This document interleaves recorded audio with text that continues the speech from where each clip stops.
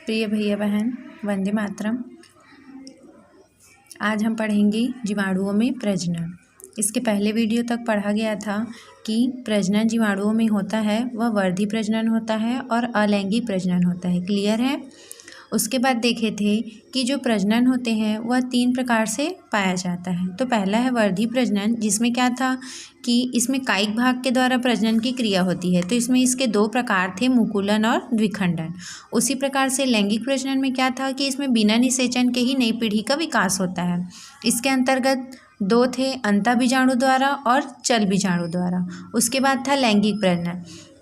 जीवाणुओं में लैंगिक प्रजनन नहीं पाया जाता, लेकिन उनमें जो अनुवांशिक पदार्थ होते हैं उनका क्या होता है, पुनर्संयोजन होता है। इसीलिए उसको क्या बोल दिया जाता है, लैंगिक प्रजनन कहा जाता है।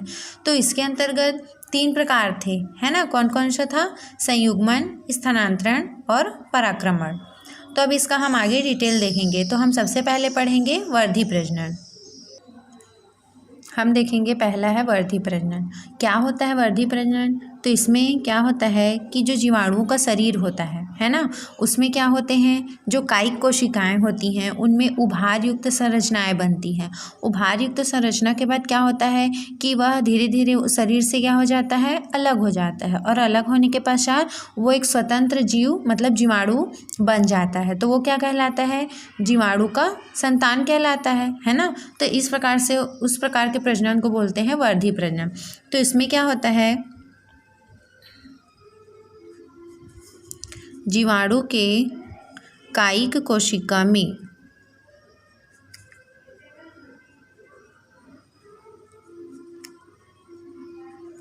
उभार बनते हैं, है ना। मतलब क्या बनता है, उसमें उभार बनते हैं। और उभार के पश्चात वह क्या हो जाते हैं, इसके पश्चात वह जनक से अलग हो जाते हैं या जनक से अलग होकर स्वतंत्र हो जाते हैं,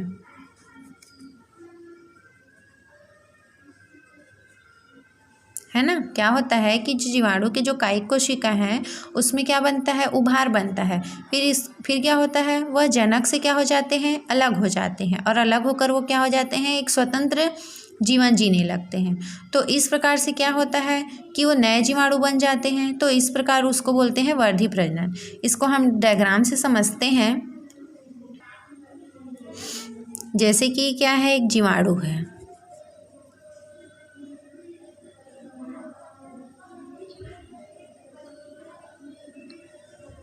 ना। ये क्या है, बैक्टीरिया। अब इसमें क्या होगा कि इसके एक भाग में हल्का सा क्या होगा, उभार उत्पन्न होगा इस तरीका से। उभार उत्पन्न होने के बाद क्या होगा कि वह अपने जनक कोशिका से अलग होगा।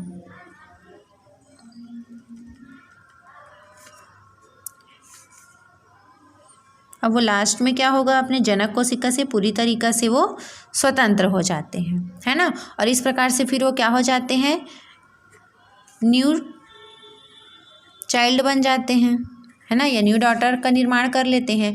तो ये क्या हुआ कि एक जीवाणु से दूसरे जीवाणु का क्या हुआ, निर्माण हुआ। लेकिन किस प्रकार से हुआ, उनकी कायिक कोशिका से ही उनका निर्माण हुआ। तो इस प्रकार के प्रजनन को बोलते हैं वर्धी प्रजनन।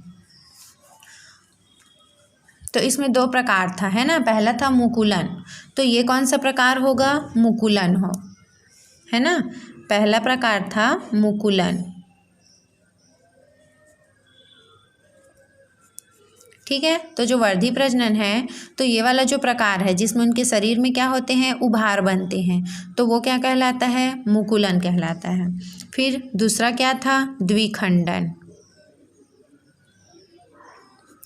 द्विखंडन मतलब यहाँ पर द्वि का मतलब क्या होगा, 2 भागों में, है ना। तो यहाँ पर हम लिख सकते हैं कि वह प्रजनन जिसमें 2 बराबर भागों में विभाजन हो जाता है ना। द्विविखंडन में क्या होगा कि जो जीवाणु रहेंगे वह 2 बराबर भागों में विभाजित हो जाते हैं, है ना। किस प्रकार से विभाजित होंगे, तो इसका एक डायग्राम हम देखते हैं। ये क्या है, बैक्टीरिया है ना, जिसमें जैसे कि उसके डीएनए क्या है यहाँ पर प्रेजेंट है। अब ये क्या होंगे, सबसे पहले जो उसके अंदर के जो जेनेटिक मटेरियल्स होंगे उनमें क्या होगा, विखंडित होने के लिए इस तरीके से स्ट्रक्चर बन जाएगा। उसके बाद उसके जो बाहरी कोशिका रहेंगे, है ना, उनमें भी क्या होंगी, खांच उत्पन्न होंगी।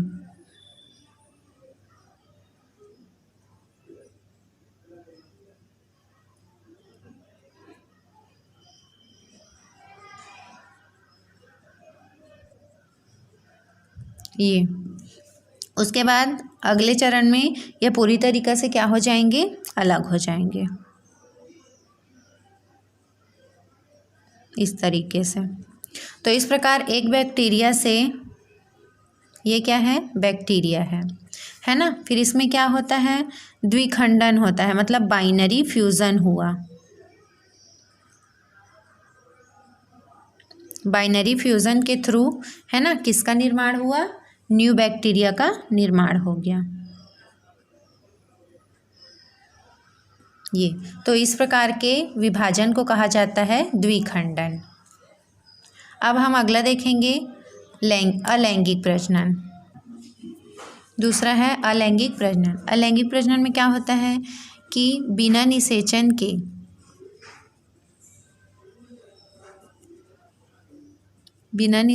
के न्यू जनरेशन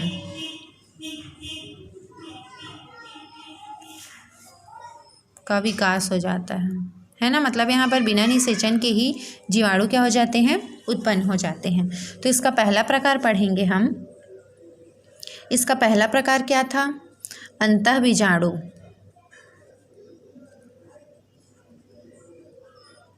अंतःबीजाणु द्वारा जीवाणु क्या होते हैं, न्यू जनरेशन का निर्माण करते हैं। इसको इंग्लिश में बोला जाता है एंडोस्पोर। तो एंडोस्पोर द्वारा कैसे जीवाणुओं का निर्माण होता है, तो यहाँ पर क्या होता है कि जो जीवाणु होते हैं, है ना, जैसे कि ये क्या है, एक जीवाणु है, तो इसके अंदर में क्या भरे होते हैं, साइटोप्लाज्म भरे होते हैं, है ना। ये क्या है, साइटोप्लाज्म है। जीव द्रव्य क्या भरे होते हैं, जीव द्रव्य भरे होते हैं। तो ये जैसे कि क्या है, एक जीव द्रव्य है, पूरा भरा होता है। वो क्या होते हैं, धीरे धीरे ये जो उनका लेयर होता है ना, बाहरी जो सेल का लेयर होता है, उससे ये जीव द्रव्य क्या होने लगते हैं, अलग होने लगते हैं, है ना। तो अगले हम स्ट्रक्चर में उसको अलग कर देते हैं। तो ये क्या है, अभी पूरे उसकी कोशिका में फैला होता है। जो जीव द्रव्य होते हैं वो पूरी तरीक़ा से एक तरल पदार्थ होता है जो पूरी कोशिकाओं में फैला होता है।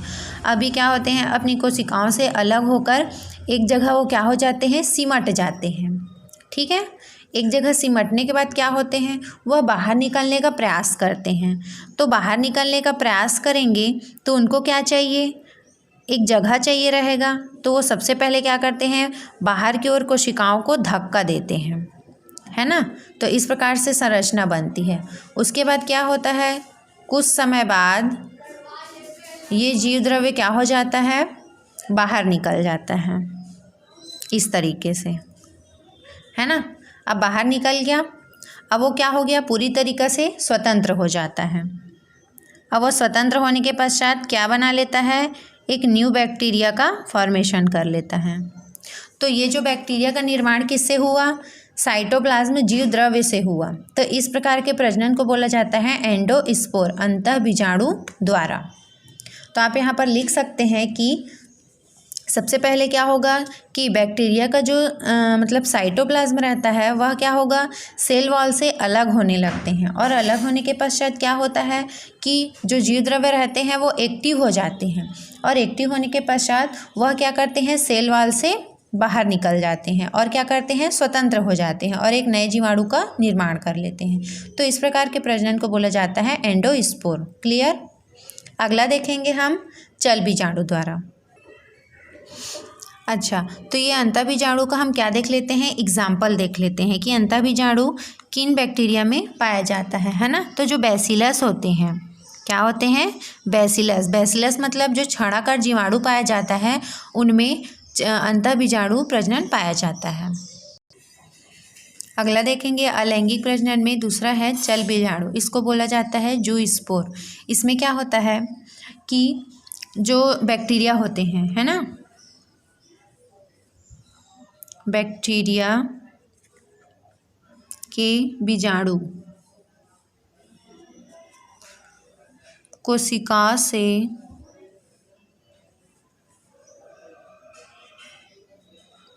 या बैक्टीरिया के जो बीजाणु होते हैं वह, है ना, कोशिका के फटने पर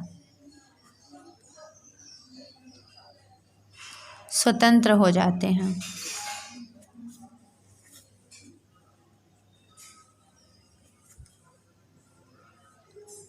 नए जीवाणु का निर्माण करते हैं,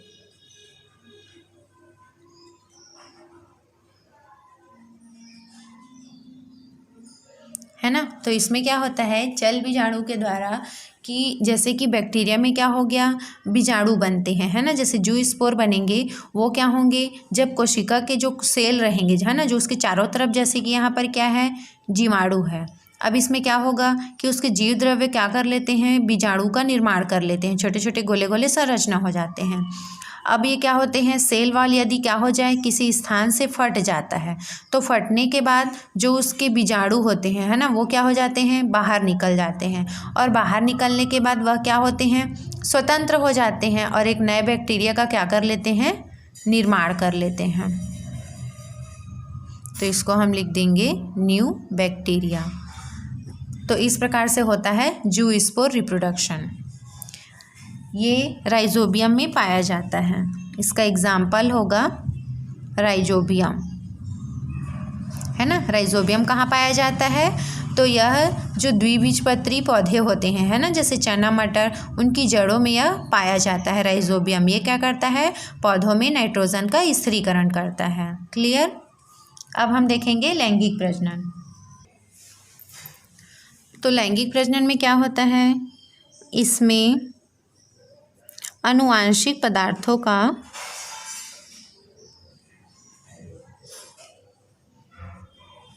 या आनुवांशिक पुनर्संयोजन होता है। इसमें आनुवांशिक पुनर्संयोजन की क्रिया होती है ना, इसी को बोला जाता है लैंगिक प्रजनन। तो इसमें क्या होता है कि जैसे कि लैंगिक प्रजनन में क्या होता है कि जीवों में क्या होगा, आपस में नर और मादा युग्मक का संलयन होता है, जाइगोट का निर्माण होता है, अर्धसूत्री विभाजन होता है। तो ये सब क्रियाएं जीवाणुओं में नहीं पाया जाता है ना। तो ये क्या होते हैं, 3 प्रकार के होते हैं। तो इसमें सबसे पहला है संयुग्मन। सबसे पहला है संयुग्मन। संयुग्मन का मतलब क्या होता है, कॉन्जुगेशन ट्यूब, है ना। ये मतलब संयुग्मन का मतलब होता है कॉन्जुगेशन। मतलब क्या होगा कि इसमें एक बैक्टीरिया दूसरे बैक्टीरिया के साथ क्या करेंगे, संयुग्मित होंगे, है ना, मिलेंगे और अपने जो जेनेटिक पदार्थ होंगे उसको क्या करेंगे, दूसरे के में ट्रांसफ़र करेंगे। तो उसी को बोला जाता है संयुग्मन। तो इसमें हम देखेंगे कि जो संयुग्मन है, कॉन्जुगेशन, है ना, इसमें क्या होता है कि 2 जीवाणु, है ना, उनमें क्या होगा, भौतिक संपर्क स्थापित होगा। मतलब फिजिकली रूप से वो क्या होंगे, संलयित होंगे। उनके जो शरीर है वो क्या होंगे, आपस में मिलेंगे। और किसके थ्रू मिलेंगे, तो बैक्टीरिया के चारों ओर क्या पाया जाता है, पिलाई पाया जाता है ना, जिसको फिम्ब्रिया भी कहा जाता है। तो रोम के समान क्या पाई जाती है, संरचना होती है। उसके थ्रू क्या होंगे, वो एक दूसरे के संपर्क में आएंगे। फिजिकली क्या होगा, वो मतलब साथ में हो जाएंगे। उसके बाद क्या होगा कि दोनों के बीच में एक नली का निर्माण होगा। उस नली को बोला जाता है कॉन्जुगेटेड ट्यूब। उस ट्यूब के थ्रू, है ना, क्या होगा कि एक बैक्टीरिया से जो डीएनए है वो दूसरे बैक्टीरिया में क्या हो जाएगा, स्थानांतरित हो जाता है। तो इसको हम एक डायग्राम से समझते हैं। तो इस डायग्राम से समझते हैं कॉन्जुगेशन को। सबसे पहले क्या होगा कि 2 बैक्टीरिया रहेंगे, है ना, जिसमें से क्या होगा कि एक बैक्टीरिया F+ कहलाता है, जो क्या होता है, डोनर होता है, दाता। और दूसरा बैक्टीरिया क्या होगा जिससे वो चिपकेगा, वो F- होता है ना। मतलब ये क्या होता है, रिसीव करने वाला होता है। इसको क्या बोलते हैं, ग्राही कहा जाता है ना। ये क्या होता है, देने वाला दाता कहलाता है और जो ग्रहण करता है वह ग्राही कहलाता है। ठीक है, तो इसको क्या बोलते हैं, ये वाला जो भाग है उसको बोलते हैं बैक्टीरिया डीएनए। ये क्या है, बैक्टीरिया का डीएनए है। ठीक है, तो इस डीएनए से कुछ अलग अतिरिक्त और डीएनए भी पाया जाता है। तो ये क्या है, एक बैक्टीरिया में उपस्थित है। ठीक है, इसको मेल बोल सकते हैं, है ना। अब ये क्या करेगा, फीमेल को जैसे कि अपना डीएनए प्रदान करेगा, तो सबसे पहले क्या होगा कि उसमें एक नली का निर्माण होगा। देखिए यहाँ पर वो अलग थे, अब यहाँ पर क्या हो गया, जब दोनों आपस में भौतिक संपर्क में आएंगे तो इनमें एक नली का निर्माण होता है और इस नली को कहा जाता है, इस नली को बोलते हैं कॉन्जुगेटेड ट्यूब, संयुग्मन नली कहा जाता है। अब इसी कॉन्जुगेटेड ट्यूब का जब निर्माण होता है उसके पश्चात क्या होगा कि जो ये अतिरिक्त जो डीएनए होता है ना, इसको प्लाज्मिड भी कहा जाता है। तो ये डीएनए क्या होगा, उस बैक्टीरिया में ट्रांसफ़र होगा, है ना। तो इस प्रकार से वो क्या होगा, ट्रांसफ़र होने के लिए। ठीक है, तो यहाँ का जो अतिरिक्त डीएनए है इसका कुछ भाग क्या हो जाएगा, दूसरे बैक्टीरिया में आ जाएगा। और जैसे ही वो दूसरे बैक्टीरिया में पहुँचता है उसके पश्चात, है ना, अब ये क्या हो गया, यहाँ पर आ गया। अब यहाँ पर आ गया तो क्या होगा कि इसका जो डीएनए है वो इसमें स्थानांतरित हो गया। तो ये क्या है, अभी तक F+ है, ये F- है। यहाँ भी क्या है, F+ है और ये F- होता है। लेकिन जैसे ही एक बैक्टीरिया अपना डीएनए दूसरे बैक्टीरिया को प्रदान करता है तो जो F- बैक्टीरिया होते हैं वह भी क्या हो जाते हैं, F+ हो जाते हैं। क्यों, क्योंकि अब ये बैक्टीरिया क्या हो गए, है ना, ये अपना जब डीएनए इनको दे दिए तो ये भी इनके प्रतिकृति बन गए, है ना, इन्हीं के समान हो गए। अब ये अपना डीएनए दूसरे को ट्रांसफ़र कर सकते हैं, इसलिए ये भी क्या हो जाएंगे, अब डोनर कहलाएंगे।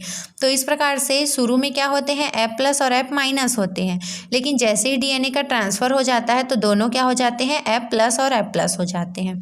तो इस प्रकार से होता है संयुग्मन, है ना, जिसमें क्या होता है, डीएनए का ट्रांसफ़र किया जाता है। इसका एग्जाम्पल है इस्चीरिचिया।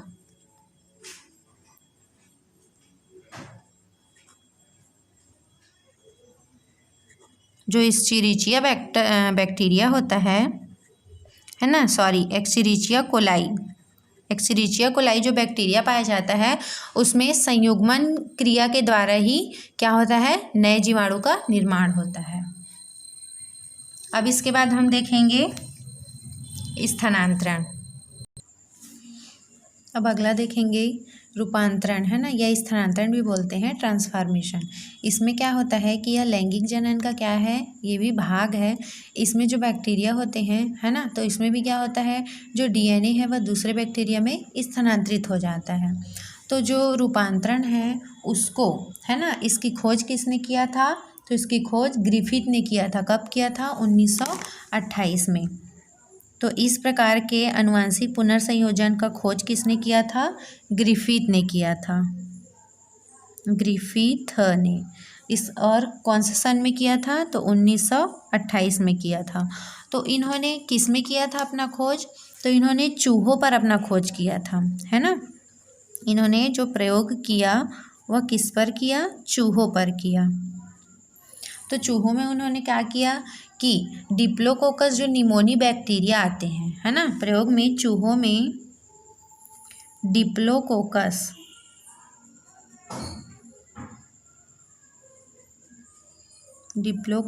निमोनी बैक्टीरिया को इंजेक्ट किया,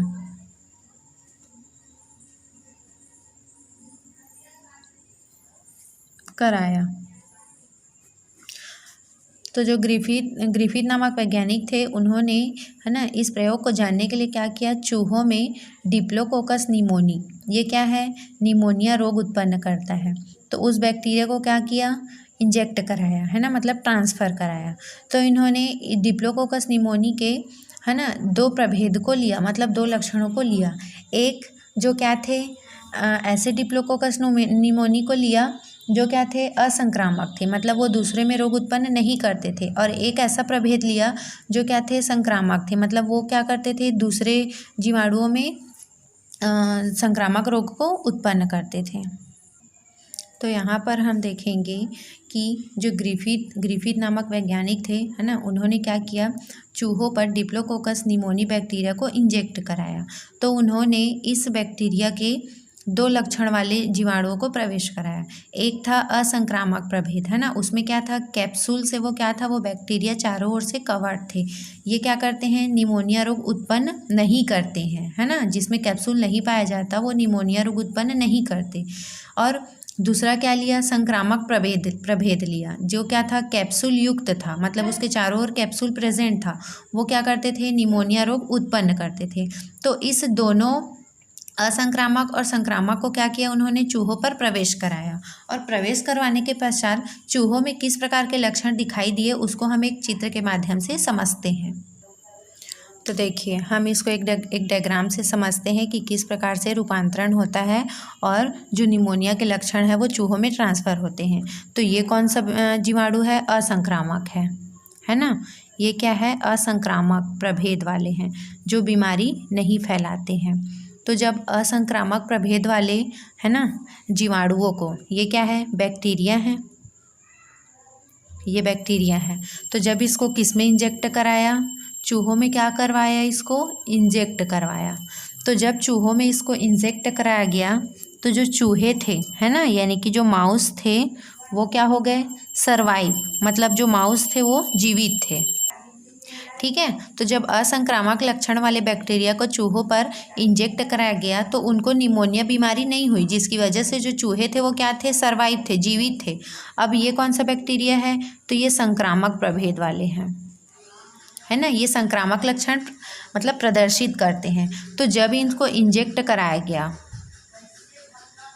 तो जब इनको इंजेक्ट कराया गया किसमें, चूहों पर, तो इनका जो लक्षण था, है ना, जो इनका डीएनए जो प्रेजेंट होता है जो निमोनिया रोग उत्पन्न करता है वो किस में आ गया, चूहों में आ गया। और चूहे क्या हो गए, निमोनिया रोग से ग्रसित होकर मर गए, है ना। तो यहाँ पर क्या लिख देंगे, माउस डेड। तो संक्रामक में क्या हुए, चूहे मर गए। तो इस प्रकार से जो इस संक्रामक रोग का डीएनए किस में पहुँच गया, चूहों में पहुँच गया, तो इसको बोलते हैं रूपांतरण। अब हम देखेंगे कि जब इसी संक्रामक बैक्टीरिया को, है ना, 60 डिग्री सेल्सियस पर क्या कर दिया जाएगा, गर्म करके जब इंजेक्ट कराते हैं, इस संक्रामक को क्या कर देंगे, गर्म करके, है ना। तो ये क्या हो गया, गर्म हो गया, है ना। तो जब गर्म करने के बाद उसको क्या किया गया, चूहों में इंजेक्ट कराया गया। पहले क्या था, बिना गर्म किए संक्रामक वाले बैक्टीरिया को क्या किया, चूहों में इंजेक्ट कराया तो चूहे मर गए। लेकिन जब उसी संक्रामक बैक्टीरिया को क्या किया, 60 डिग्री सेल्सियस पर गर्म कर दिया गया, तो गर्म करने पर क्या हुए, जो इसके जो बैक्टीरिया थे जो संक्रामक रोग उत्पन्न करते थे, है ना, वो क्या हो गए, मर गए। मरने के पश्चात क्या किया, उनको चूहों पर जब इंजेक्ट कराया गया, है ना, तो चूहे क्या हुए, जो माउस थे वो सरवाइव करने लगे, है ना। मतलब यहाँ पर क्या हुआ कि जो चूहे थे वह जीवित थे। क्यों जीवित थे, क्योंकि यहाँ पर जो बैक्टीरिया थे, है ना, जो जीवाणु था वह अब्सेंट था, क्योंकि उसको गर्म करके डाला गया था, इसलिए गर्म करने पर जीवाणु क्या हो गए, मर गए। और मृत अवस्था में, है ना, उसको इंजेक्ट कराने पर चूहे क्या थे, उनको निमोनिया रोग नहीं हुआ, इसलिए चूहे जीवित थे। अब यहाँ पर कौन सा कंडीशन लिया उन्होंने, वैज्ञानिक ग्रिफिथ ने, इन्होंने क्या किया कि जो गर्म किए हुए जो संक्रामक रोग थे, है ना, गर्म संक्रामक प्रभेद और जो असंक्रामक थे, असंक्रामक प्रभेद, है ना, ये वाला और ये दोनों को क्या किया, मिक्स कर दिया, है ना। यहाँ पर प्लस लगाया गया है, मतलब क्या, दोनों को एक साथ क्या किया उन्होंने, चूहों के शरीर पर इंजेक्ट कराया।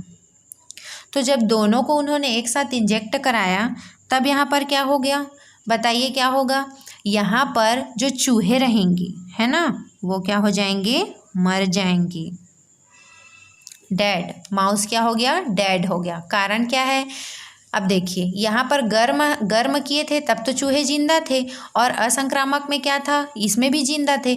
लेकिन जब दोनों में जब माउस क्या थे, सरवाइव कर रहे थे। तो जब दोनों को मिलाकर डाला गया तो चूहे क्यों सरवाइव नहीं किए? तो इसका कारण ये है कि जो ये मृत जो जीवाणु होते हैं, है ना, गर्म करने पर ये क्या हो गए? मर गए। लेकिन जो इनके डीएनए है ना, वो क्या हो गए?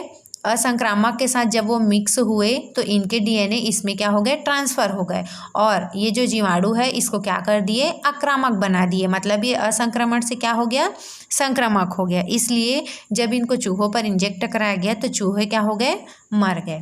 तो इस प्रकार से था ये रूपांतरण, है ना। इसमें क्या होता है? डीएनए मतलब एक बैक्टीरिया से दूसरे बैक्टीरिया में ट्रांसफ़र करते हैं। तो इसके लिए चूहों पर प्रयोग करके दिखाया गया था। तो हम यहाँ पर क्या लिख सकते हैं कि जो संक्रामक प्रभेद था, संक्रामक प्रभेद के डीएनए का असंक्रामक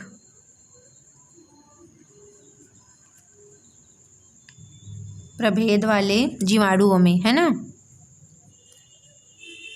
स्थानांतरण हो जाता है।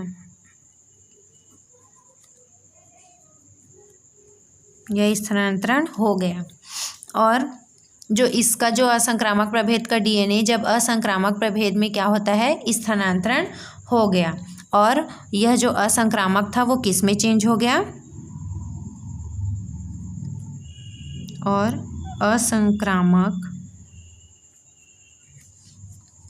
प्रभेद संक्रामक प्रभेद में चेंज हो गया।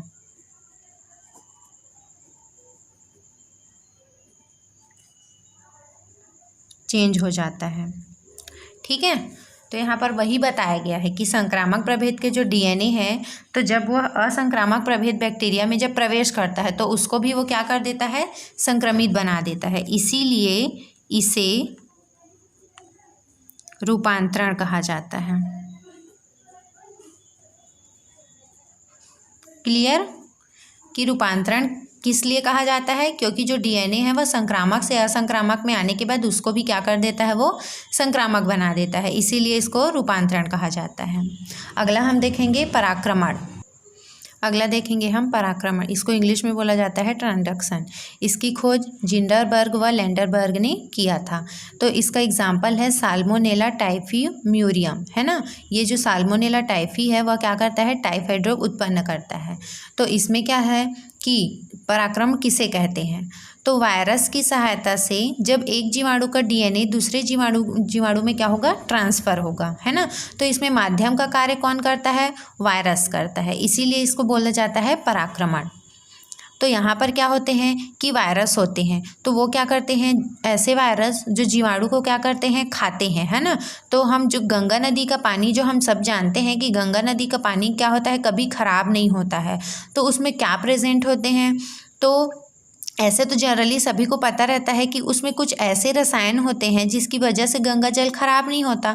लेकिन उसका कारण यह है कि उसमें बैक्टीरियोफेज वायरस प्रेजेंट होते हैं, जो क्या करते हैं? बैक्टीरिया को खा देते हैं, है ना। मतलब उसमें साफ कर देते हैं। इसीलिए जो गंगा नदी का जो पानी है वह हमेशा स्वच्छ रहता है। उसका कारण है वहाँ पर बैक्टीरियोफेज वायरस उपस्थित होते हैं।